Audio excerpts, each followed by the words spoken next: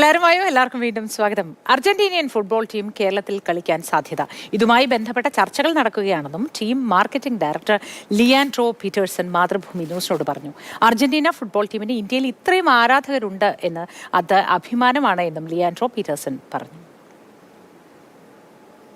Argentinian team കേരളത്തിലേക്ക് കളിക്കാൻ വരുന്നു. കുറെ നാളുകളായി നമ്മൾ കേൾക്കുന്നതാണ്. അക്കാര്യത്തിൽ വലിയ പ്രതീക്ഷ നൽകുന്ന ഒരു പ്രഖ്യാപനമാണ് ഇപ്പോൾ ടീമിന്റെ ഭാഗത്തു നിന്നും ഉണ്ടായത്.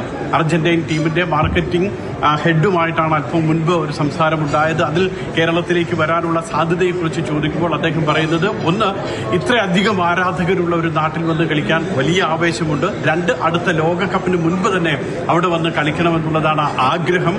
അതിനുള്ള ചർച്ചകൾ നടക്കുന്നുണ്ട്. സർക്കാർ തലത്തിൽ ചർച്ചകൾ നടക്കുന്നുണ്ട്. മന്ത്രിതല തലത്തിൽ ചർച്ചകളൊക്കെ നടക്കുന്നുണ്ട്. ഏതായാലും അക്കാര്യത്തിൽ വലിയ പ്രതീക്ഷ നൽകുന്ന ഒരു പ്രഖ്യാപനമാണ് അദ്ദേഹം, അല്ലെങ്കിൽ ഒരു സാധ്യതയാണ് അദ്ദേഹം പറയുന്നത്. ചർച്ചകൾ നടക്കുകയാണ്. തീരുമാനം വരാനിരിക്കുന്നതേ ഉള്ളൂ. കേരളത്തിൽ വന്ന് കളിക്കാൻ വലിയ ആഗ്രഹമുണ്ട്.